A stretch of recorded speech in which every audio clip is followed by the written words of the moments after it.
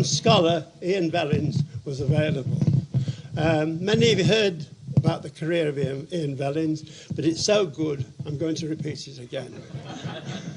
After being a top lawyer for many, many years in Leeds, he took not only one MA in history, but two at the universities of Leeds and Manchester. He's an expert on the Holocaust, especially the Nazi treasures. He's also an expert on kinder transport. But tonight he's going to talk about the sad, tragic life of Primo Levi and his unfortunate death. Ian Vellins. Thank you. Well, I'm first reserve. And sometimes reserves get on at the 70th minute when there's an injury. I've got on right at the beginning, so any of you who've come expecting a talk about the Church of England, I'm awfully sorry, but you're getting a talk about Primo Levi. The real purpose of my talk is to discuss with you the controversies relating to his death. Because it is an open question, and maybe we'll resolve it tonight, and I'll hear what you have to think about after I finish the presentation. But I have prepared all the arguments for suicide or accident, and leave it to you in the end. I'll give you my view for what it's worth, but maybe you'd have a different view. Can you hear me at the back, by the way? Yeah, okay. So what I'm going to do is, because I've got a nice slideshow, I'm going to start at the end as to what happened at the end when he died, and then I'm going to go back to when he was in Auschwitz and his survival and his strategies for survival, because the incredible thing is that having survived Auschwitz through tremendous physical and mental abilities to withstand the pressures for months on end in the conditions of Auschwitz in the middle of winter, is having survived all that and come back to civilization in Italy, then some years later in 1987, when he was 67 years of age, he went into Auschwitz when he was very young, and having survived all that, amazingly, in 1987, he's found at the bottom of his staircase of his flats, he's precipitated down three stories, hit his head on the marble floor, and died. So the question is, what caused that fall? So that's the main purpose of my talk. So in order to discuss what happened to him in Auschwitz, I'm going to go back, once I've given you the details of his death, I'm going to go back to his book, If This Is a Man, and his strategies for survival in that, which I've enumerated. And then I'm going to go through his family life story, because the family life story is exceedingly interesting and is relevant to his death on that particular day. Okay. So it's now just over 32 years since Primo Levi's death on the 11th of April, 1987. At the time, there were numerous speculations as to the cause of his death, which have largely remained unsolved. In the last 20 years, 3 major biographies of Primo Levi have been published, illuminating the last weeks of his life, but suggesting different interpretations of his last fatal minutes. Now the dust has settled, the time seems to be ripe to analyse afresh the available material, namely the documented events of the last days, his own writing on the subjects of survival and suicide, the sociological and psychiatric theories of suicide. Some of it's going to be theory. If any of you remember your Durkheim and all the theories of suicide, I'm going to bring those in. The incidences of suicide among Holocaust writers, because they are very numerous, and the conclusions of the biographers, historians, literary critics, friends and family to evaluate the arguments for and against the explanation of suicide as cause of death. His unexpected death in 1987, aged 67, many years after he'd survived the Holocaust, came as a considerable shock. In Italy, it became a national monument. Internationally, the book If This Is a Man in 1958, published, had been regarded as the key text in conveying the unique horrors of the Nazi Holocaust. Philip Roth said it was a profoundly civilized and spiritual response. He'd appeared to have long overcome the traumas. There'd been many accusations that if his death was by suicide, he'd handed victory to the Nazis. And in that tone, Elizabeth Macklin wrote an article in the New Yorker in May 1987 that the efficacy of his words has somewhat been cancelled by his death, and that his hope or faith was no longer usable by the rest of us. Anyhow, the known facts then. Levy's three main biographers, Ian Thompson, Carol Angier, and Miriam Azimatha, all broadly agree as to the facts and events of the last day, which can be summarised as follows. At about 10:05 a.m. on Saturday, it was a Shabbos, 11th of April 1987, the Turin police and ambulance services were called to a block of flats at 75 Corso Re Umberto, where the corpse of Primo Levi had been found in the vicinity of the lift. The body had fallen 15 metres, head first, down the stairwell of the building and struck the marble floor. Death was instantaneous. Preliminary investigations ruled out the possibility of third-party involvement. There were no witnesses to the fall. He left no suicide note. And according to the police reconstruction, he'd opened the door to his flat on the third floor, stepped out onto the landing. In other words, he didn't die from a fall from outside landing, but it was outside balcony, but it was the inside landing, and had pitched himself over the railing and fallen. The concierge had delivered the post at 10 a.m. and had been sweeping the entrance hall. She heard a thud, went towards the stairs and saw his body. In the flat were his old mother, Esther, who lived with him, and her nurse, and his wife, Lucia, had gone out shopping. The death record merely stated, fell from a high place, in Italian, precipitazione dall'alto, for those of you who speak Italian. Exactly the same words as on the death record of his paternal grandfather, Michele Levi, who in 1988, 99 years previously, had thrown himself out of a third-floor window following the failure of the family bank. And Primo Levi's death occurred exactly 42 years to the day after his own liberation from Auschwitz. These are factors.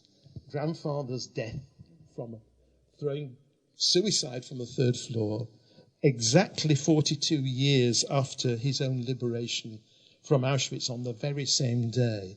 Was that going through his mind as he stepped out of his apartment? We'll see. He was buried in a part of the Jewish ceremony in Turin, where suicides are not customarily buried. As you know, in Jewish law, a suicide is supposed to be buried outside the Jewish ceremony. A shiva is not to take place.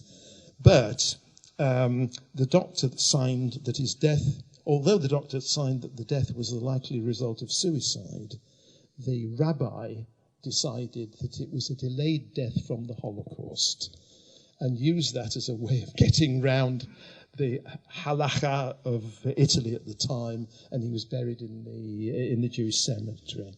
Okay, so let's go back to the shock of him dying at that stage with how he had managed to survive. So Primo Levi was captured as a partisan, member of a partisan band in the north of Italy in 1944.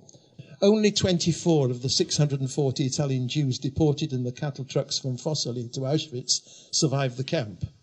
Of the original 640, there were 125 men and only 3 survived, including Primo Levi. The average survival period in Auschwitz was 3 months. You can imagine working in the cold, in the snow, in that very thin camp uniform that was given to them. And the Reveille at 5 o'clock in the morning, working 12 hours during the day in the cold. It was a killer. So the average survival period was 3 months. It was a deliberate policy of the Germans, of course, to kill off their slave workers as well as the gassing the women and the children. And so Levi survived 14 months in Auschwitz. So he's shown a very strong personality in order to survive for 14 months in Auschwitz. And in his book, If This Is a Man and the Follow-Up, The Truce, he wrote about his exploits, and I'll cover some of the main headings as to how he managed to survive. So he had various strategies for physical survival, and if I've got this right, you should get things floating through here. Fitness, survival of first selection. Oh, right, fitness. So although he was only 5'7" tall, and he was very thin and underweight, well underweight for his age, he'd tried to build himself up as a student. He was a chemical student in Italy before the war. He went mountaineering and built his strength up. So when he entered the camp in 1944, remember the Poles, many of the Poles had gone in 1942, and that's why very few of the Poles and the Eastern Europeans survived Auschwitz, because they would otherwise have had to survive for about 3 winters. Levi comes in 1944, and already he comes in as a fit person. He's built himself up, he's been mountaineering. He survived the first selection by pushing out his chest and making himself look as if he's fit to do manual labour. He realised that there was no rationality. When he entered the camp, having travelled in these cars from boxcars, 100 to a car from where he was picked up in Italy, Fossili, and through to Auschwitz, people were dying there was many, many days' journey. He got to the camp, and when he got to the camp, he entered the barracks, and he saw there were icicles from hanging down by the roof, and he leant over to break off an icicle to put into his mouth, and the capo, who was not German, he was a Polish criminal capo, gave him a beating because he said, "You're not allowed to do this." And Primo Levi said, "Why? Warum?" And the camp guard said, "There is no why in the lager. There's no why in the camps. Everything is totally irrational." He realized that in order to survive, he had to learn German. He was an Italian speaker, but the orders were given in German by the camp leaders. And if he didn't follow immediate instructions, you were beaten and passed over to the gas chambers. So he actually paid for German lessons to somebody in his barracks by trading part of his bread supply. They were given a little bit of bread and a bit of soup, and trading part of his bread supply to learn German so he could understand the orders. He realized very soon that unless he did so, he's not going to survive. Many of the Dutch didn't. They didn't bother and were beaten up and sent to the gas chambers for not following orders. Avoid theft. You slept with whatever you have, your bowl and your spoon and your shoes under your pillow in Auschwitz, because if you didn't, they'd be stolen. And without shoes, you can't walk and you can't work. And again, you're sent to the same. Food was important. Very little was given. And if you could scavenge somehow for bits of food as an extra supply, you had a greater chance of survival. Later on, when he was working in a chemical laboratory, and I'll come on to that, he realized that in the chemical laboratory, there were products there that could be turned into food. If you're a scientist, you may know that cotton wool burnt can be a source of nutrition, that some of the liquids in the chemistry laboratory could be turned into something that could be bartered as drink. Many of the other prisoners were fond of their drink and would swap a little bit of alcohol that he'd stolen from the laboratory for another piece of bread. And so food was important. Death begins with shoes. You kept your shoes. If you lost your shoes, then it was death. And keep clean. He was told that the only washing place was a row of taps next to the latrines and no soap. And he said at the beginning to one of the other inmates, "What's the point of washing?" And he was immediately told by Steinlaus, "You keep your dignity when you wash. You're trying to keep the lice out. It doesn't matter if there's no soap. use your shirt or whatever, your uniform to dry yourself, but you've got to shower. You've got to clean yourself every day, because if the lice get you, that's the end. Organise, try and somehow see if you can barter. Friendship, make friends in the camp, because without friends, then you're lost. And luck, absolutely. And Levi, the chemist, I've covered that, I think. So, and a friend, Lorenzo. So, avoid theft. This is the typical way of sleeping, and again, you have to sleep with your bowl and the spoon and your shoes under your head, otherwise somebody's going to steal it. Food, we've learned the value of food. Now we also diligently scrape the bottom of the bowl after the ration, and we hold it under our chins when we eat bread so as not to lose the crumbs. We too know that it's not the same thing to be given a ladle full of soup from the top or from the bottom of the vat.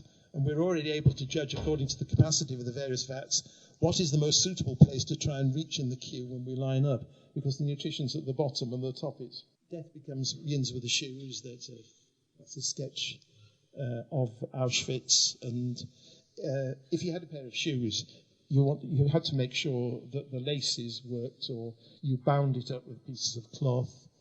Luck, he writes, and this is tremendous. How can you say this? It was my good fortune to be deported to Auschwitz only in 1944. That is after the German government had decided, owing to the growing scarcity of labour, to lengthen the average lifespan of the prisoners destined for elimination. It conceded noticeable improvements in the camp routine and temporarily suspended killings at the whim of individuals. So it was 44, not earlier. And then Lorenzo was an Italian civil worker. He'd actually been paid by the Germans. They paid for Italy, who was one of their in the war, Italians to come and work building walls, doing this and that and the other in the camps. And Lorenzo was an Italian civil war worker who, he said, brought me a piece of bread and the remainder of his ration every day for 6 months. He gave me a vest of his full of patches. He wrote a postcard on my behalf to Italy and brought me the reply. For all this, he neither asked nor accepted any reward. And one of the things that Lorenzo gave him, he left a little bowl of soup hidden behind a piece of stone in a wall where the workers were passing, including Primo Levi. And into that soup he would put a sparrow or something like that, which is nutrition, of course. And that helped to keep him alive. And then as a human being, he tried to survive. First of all, I'll come to Lorenzo, keeping his dignity, being an objective witness. He had a sense of shame, intellectual survival, responsibility and morality. And he said about Lorenzo, I believe it was really due to Lorenzo I'm alive today, not so much for his material aid, as for his constantly reminding me by his presence, by his natural and plain manner of being good.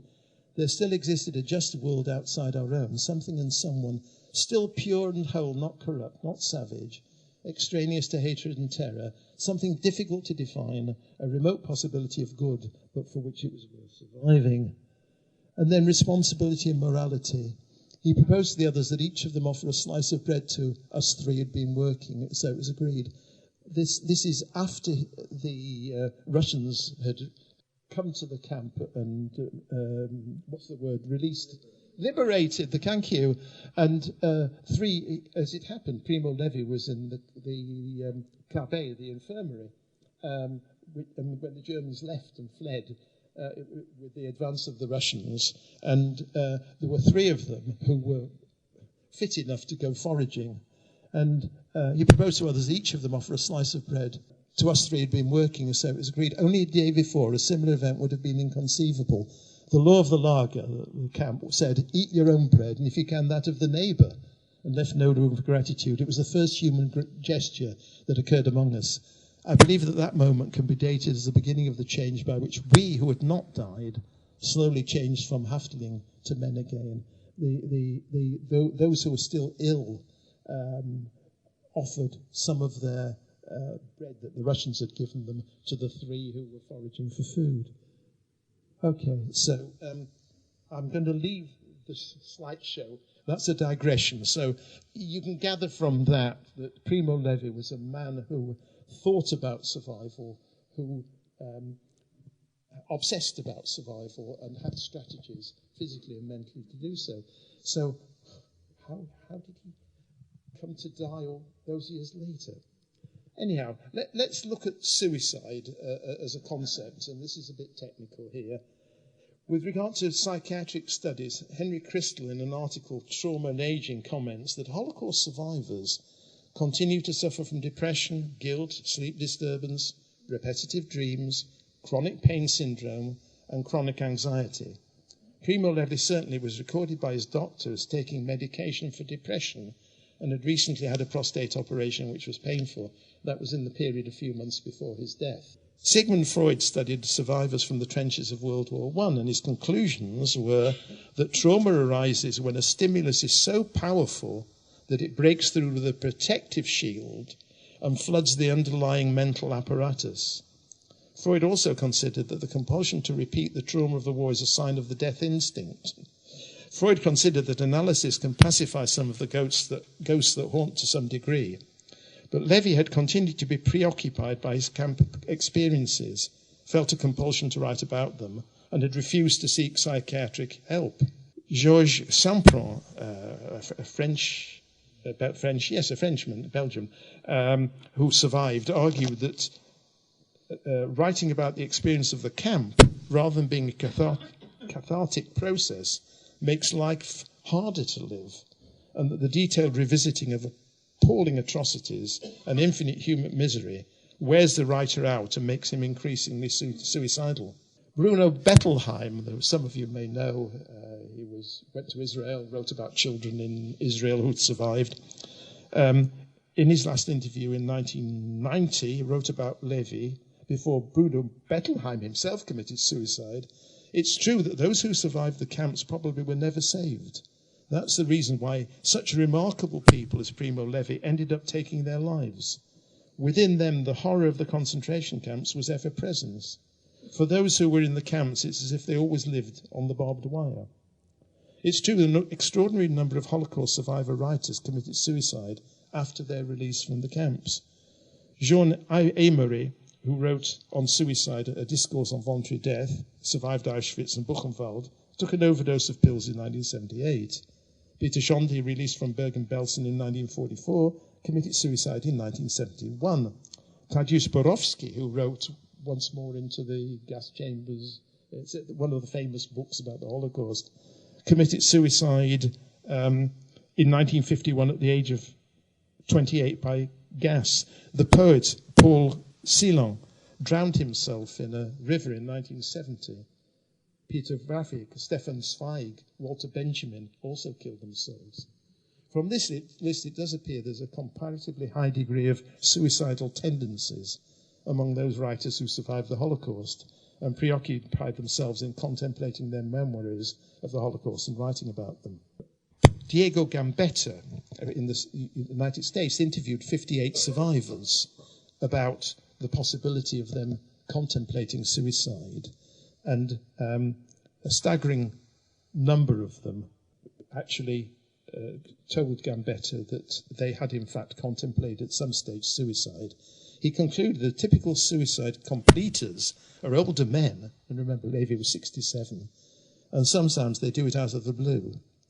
He further noted that, like depression, suicide is familial, with relatives of suicide having roughly 10 times higher risk of suicide than that of the general population. On this basis, Levi appeared to have been the subject of risk in view of his grandfather's suicide at his own age. And then, I'm not going to go into all this, but Durkheim has written particularly whole volumes on the study of suicide, and he concludes each victim of suicide gives his act a personal stamp which expresses his sentiment, the special conditions in which he was involved, and which consequently cannot be explained by the social and general causes of the phenomenon. One could speculate that by 1987, Levi had reached the stage considered as a person who had reached the moral stage, that for him life is suffering while death is a cessation of pain. William Styron, the American author who wrote Sophie's Choice, wrote in the New York Times in 1988, "To those who have suffered severe depression, myself included, the general unawareness of how relentlessly this disease can generate an urge of self-destruction seems widespread." Right, so what does Levi himself write about trauma and suicide? He wrote a number of books. You're probably quite aware of The Drowned and the Saved and The Periodic Table and other books that he wrote. In one of his poems, The Survivor, he wrote, "Go away, go back into your midst. It's not my fault if I live and breathe." In the poem he wrote, Shema, in 1958, he wrote, "Consider whether this is a man who labours in the mud, who knows no peace." It is evident that Levi did not achieve peace during his lifetime. He wrote in the poem, Agav, "I'll die tomorrow. Now do you understand?" Poems may well contain hints of his weariness with life. When writing about the camp, he noted that during actual imprisonment, suicides among inmates were rare. He discussed what he called the muscle men. That's those who had given up physically and mentally. And the muscle men is nothing to do with Muslims as such. It's the word he used for when you see Muslims praying and they bend down. And he saw those who had given up in Auschwitz walking around and shuffling and bent. He called them the muscle men. He said, when you really seem to lie on the bottom at any moment you could always go and touch the electric wire fence or throw yourself under the shunting trains. But nevertheless, very few suicides took place in the camps on that for that cause. After his death, I'll come on to his lifetime in a moment, the back history, but he had a son, Renzo, and a daughter. His son said, "Now everybody wants to understand, to grasp, to probe. I think my father had already written the last act of his existence. Read the conclusion of the truce and you'll understand."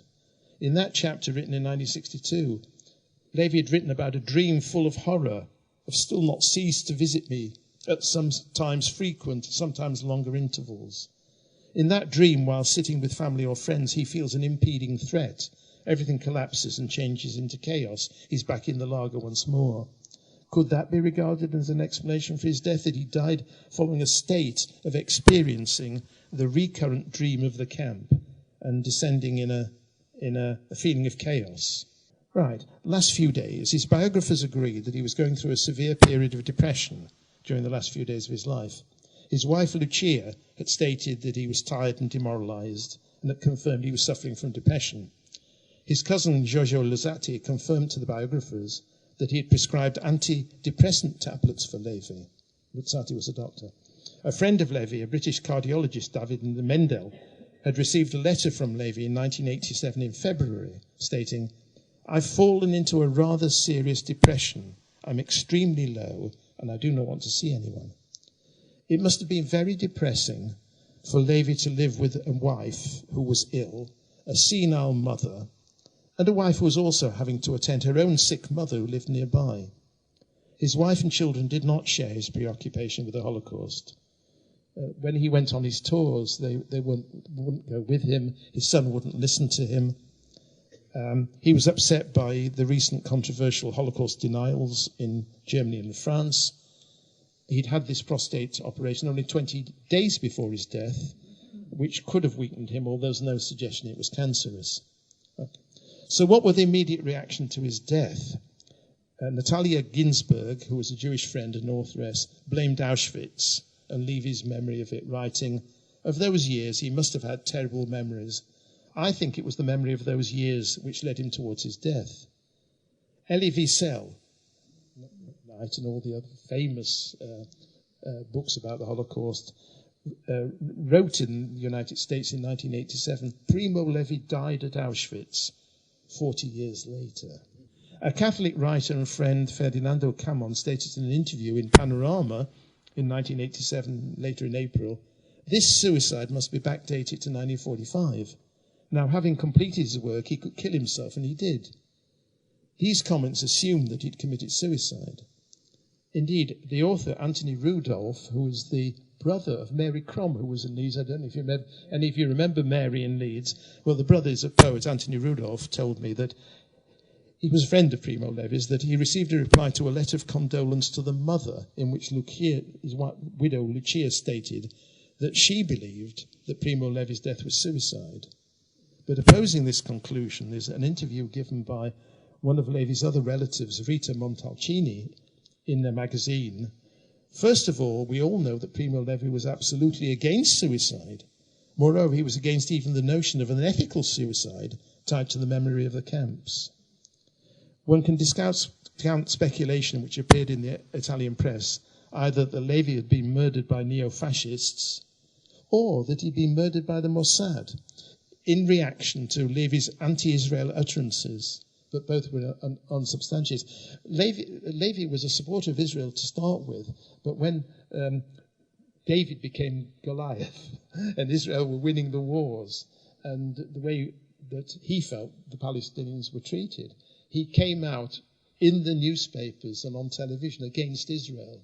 So the speculation that maybe Mossad had got to stop him, but that was never substantiated. It's not likely to be true. Anyhow, the biographers, Thomson, Angier, and Asmitswaf, spent years of research into his life. All believed he committed suicide. So did his wife, bulk of writers.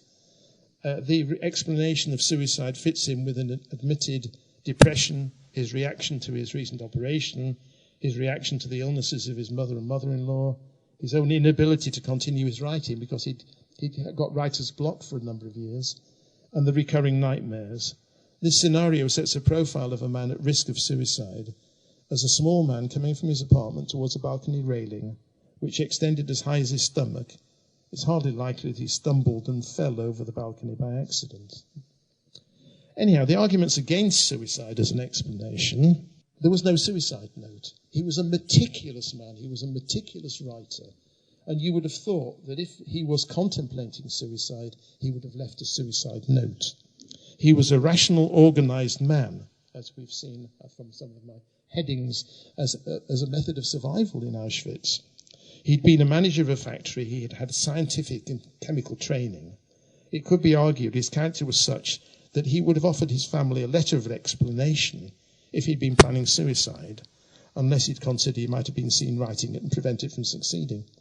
Now, if you're a chemist and you're a scientist and you want to commit suicide, why risk throwing yourself over a balcony from the third floor where you could survive? You could survive with broken limbs. You could survive in a wheelchair. He had access to chemicals. It would have been far easier and a better chance of success if he'd wanted to commit suicide, to take chemicals, but he didn't.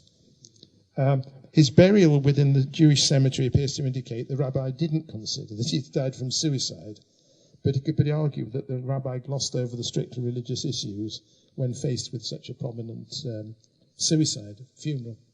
His close friend, Rita Levi Montalcini, did not believe the suicide theory. She pointed out that if Levi had wanted to commit suicide, he'd have known better ways of doing it, as he was a chemist, and there was a risk in jumping of remaining paralyzed, as I just mentioned. The stairwell was narrow, and to commit suicide, he would have had to aim his fall accurately. David Mendel, the doctor, wrote in the Sunday Telegraph in 1991, older people almost never choose a violent death. They use gas or an overdose. What about the theory of an accidental death? Diego Gambetta, who is an American academic who's gone into this very thoroughly, wrote 12 years after his death, and he theorized that the death occurred in the following circumstances. He speculates that something prompted Levi to open the door of his apartment, walk to the banister, lean forward, maybe to look for his wife or the concierge. Levi was 5'5" tall. The banister was 3'2" high. Gambetta considered he looked to peer over the banister at a point where the angle reduced, lost his grip, felt dizzy, lost consciousness, and fell down the stairwell, which would account for the lack of sound. Carole Angier, in her biographies, revealed that before going out of the apartment, he'd instructed his mother's nurse to mind the telephone, stating he was going out to look for the concierge, which to Gambetta doesn't square with someone planning to commit suicide. Dr. Luzzati told Gambetta that on the Thursday before the death, Levi had telephoned the doctor complaining of feeling tired and having dizzy spells. Rita Montalcini theorised that Levi had still been weak after his recent operation, was lightheaded. He leaned over the railing and accidentally fell to his death. Raymond Rosenthal, who translated the periodical table of the book, said at the public commemoration that the verdict of suicide was incorrect, stating, "What killed Levi was a mental seizure, a psychotic impulse that would rule out premeditation." Primo Levi wrote, his death produces a nebula of a cloud of explanations. And Ian Thompson, one of the biographers, said there's always two suicides, the real one and the one people think they know about. And I concluded when I prepared this that I prefer the explanation. It's more likely than not that he committed unpremeditated suicide, which had probably been decided on an impulse. This would be consistent with his known condition, with his wife's knowledge of his state of mind, with his own writings, with the limited relevant psychiatric writings on suicide. Considered that the most compelling evidence that tilts the favour of suicide as the explanation is the conclusion of his wife, who after all lived with him daily and was perhaps in the best condition to judge his intentions. She believed it was suicide. She was quoted in the Italian newspapers after his death of saying, "Primo was depressed. I feared it. Everyone feared it. Primo was tired of life. We did our best never to leave him alone ever. He has done what he always said he would do."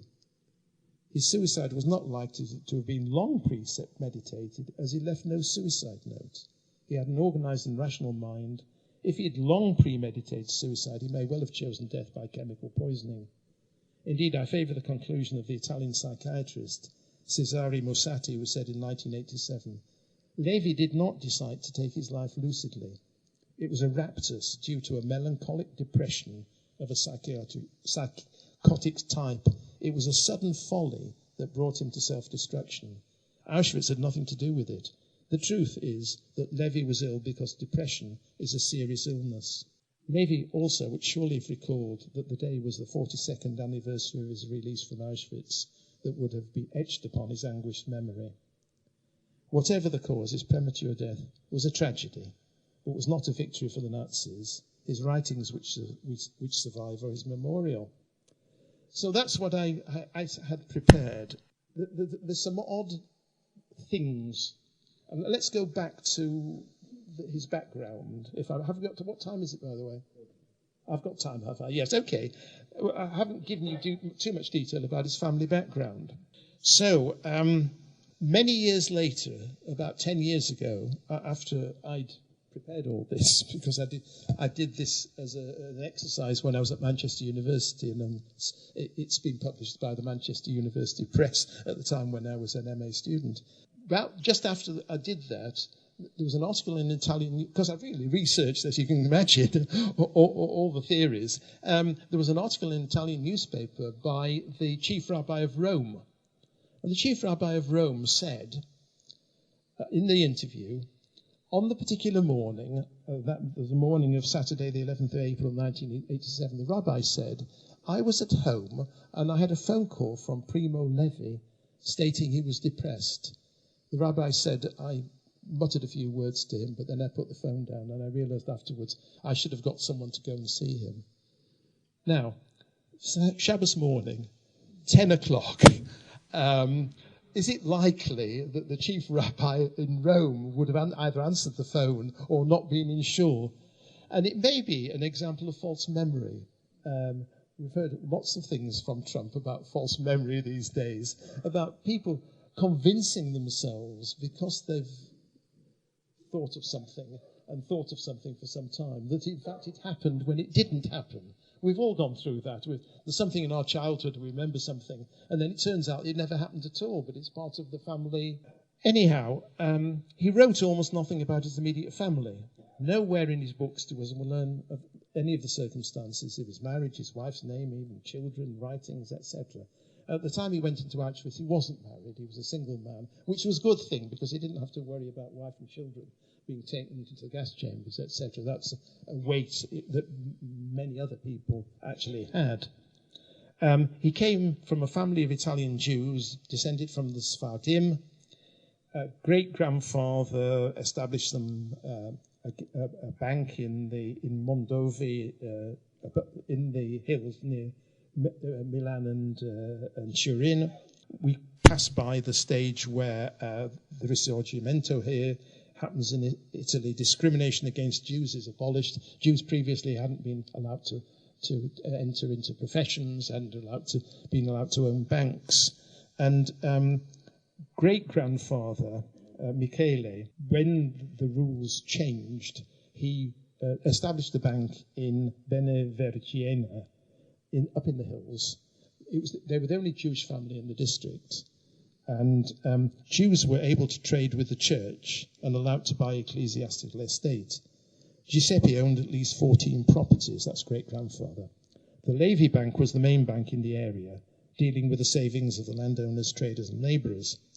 Giuseppe's wife began having an affair with a local Catholic doctor over a period of 5 years. In the summer of 1888, a rumour spread that Levi and Sons Bank had run out of credit. Angry creditors, led by a priest, Canon Dompe, descended on the bank. The Levis were seen not as well-respected financiers, but as despised Jewish moneylenders. The crowd was pushed back by the police. The Levi house was cordoned off. They fled to Turin. But in 1988, the Turin newspaper, Gazzetta del Popolo, reported, last night at 2 a.m., Michele Levi of Benevergiena, aged 40, threw himself out of a window from the third floor of a residence at 18 Via del Francisco de Paoli and fell into the courtyard below.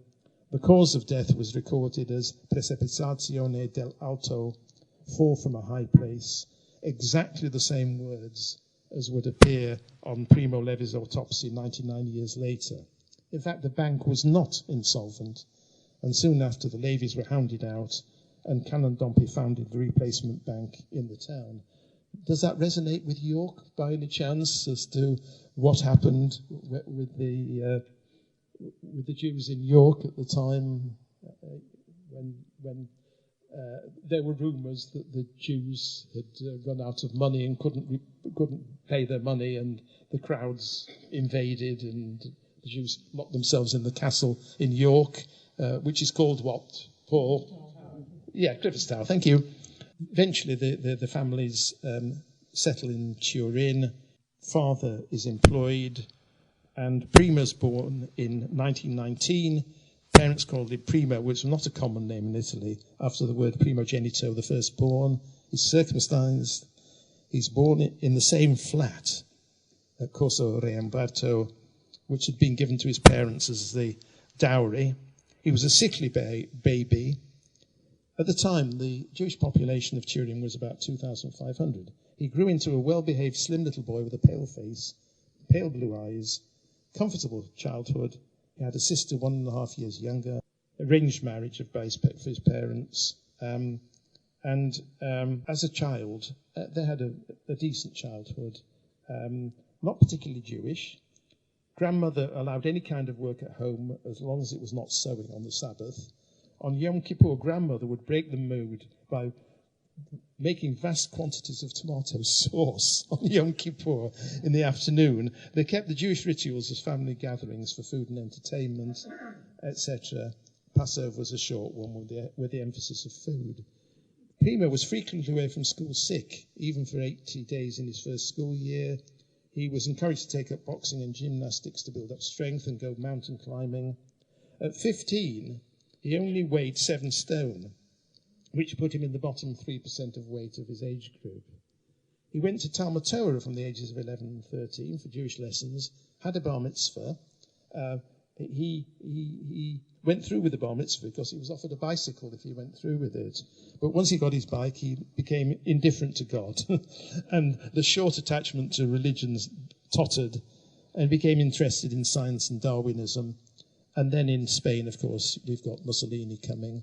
And when he was at university, Jews were banned from the university, except if they'd finished their first year, they were allowed to continue. So he did continue. He got his chemical degree. Mussolini had lots of Jewish votes because the Jews thought that the fascist party would grant order to the society. It was only very much later, when Hitler had invaded, that the sort of anti-Jewish laws that were in Germany were then imposed by Mussolini in Italy. And it was at that stage that Primo Levi goes to the mountains and joins the partisan group, where he's eventually caught as a result of an informer. And when he's caught with the band, he had a gun, but he never used it. It was a a little band of people who called themselves partisans but never did anything. And when they were captured, he didn't say he was Jewish, but somebody thought that he looked Jewish. And the person commanding the group that captured him said, look, if you're a partisan and not Jewish, we will kill you, we'll shoot you. But if you're Jewish, we'll send you to the camps. And then he said, I'm a Jew, I'm Primo Levi. Yeah. And that's how he started on the journey to Auschwitz in the cattle trucks. He was unmarried. In the cattle trucks, he had 3 days worth of close contact with a girl, Wanda, who he fell in love with. Wanda committed suicide on her way to Auschwitz. Primo Levi was single when he got to the camps, and he married on his return. So the Truce, the book he wrote, was about his return from the camps. The camps are liberated.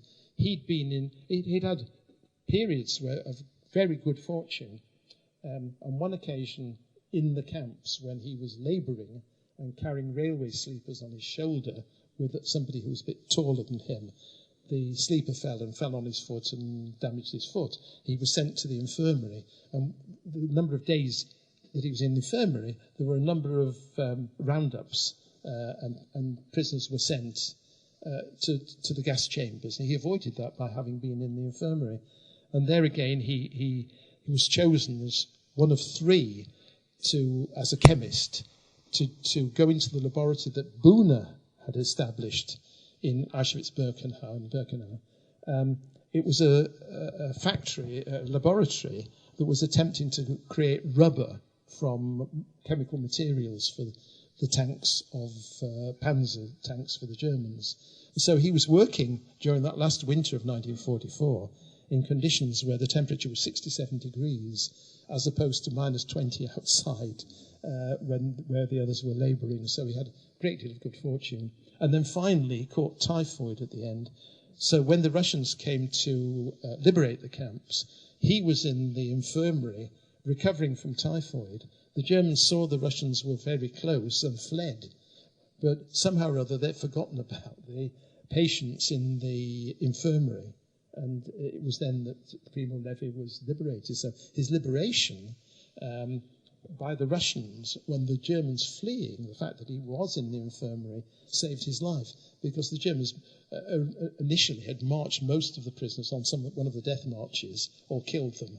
And it was only those that were in the laboratory that actually survived. So that's something of his background, something about how he survived Auschwitz. And as I say, I've given quite a long explanation as to the counter-arguments as to suicide or accidental death. And it's up to you, I think, to having heard. I put together 10 years ago everything that had been written about Primo Levi's death. And nothing really has occurred since then, apart from that article by the chief rabbi of Rome, which I don't believe would have been true. So there we are. It's anybody's guess as to whether it was accidental or suicide. Yes. I was living in Milan in the 1980s, and I'm sure I can remember an article in the paper, in the Corriere della Sera, where he used to write about incidents of anti-Semitism taking place in Italy after the Second World War. And I'm sure I remember him writing about these incidents and saying that he couldn't believe that it was happening again. Now, you probably might know something about that, or am I making this up? I'm sure I read about that. Against the anti-Semites, he was aware of it, but it didn't seem to have plagued on his mind quite so much. He had a very close relationship with the late Reverend Sokowski, Wal Sokowski, who died in initial and he spoke to us at length about his job as a chaplain.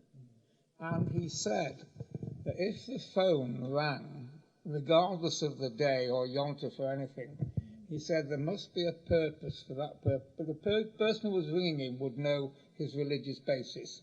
So there must be either a cry for help or something, so he would always answer the phone. And if other people are similar in thought to that, so be it. I was amazed hearing you the detail. I've never heard of the fact that the Nazis used outside labour, paid outside labour. Has anybody else heard of that? It shows you the depth of your knowledge. As an intellectual, you're widely read. There's even more books for you to buy, and I hope this will help you purchase them. Right. Emily Weil from University College London, who's an expert on American ladies' organisation. But this time she's going to compare English suffragettes with American suffragettes. That's on the 7th of October. It's between Rosh Hashanah and Yom Kippur. I take the first opportunity, wishing you all a happy New Year, Shabbat Tov. Radio JCOM. This is your Leeds Jewish station, Radio JCOM.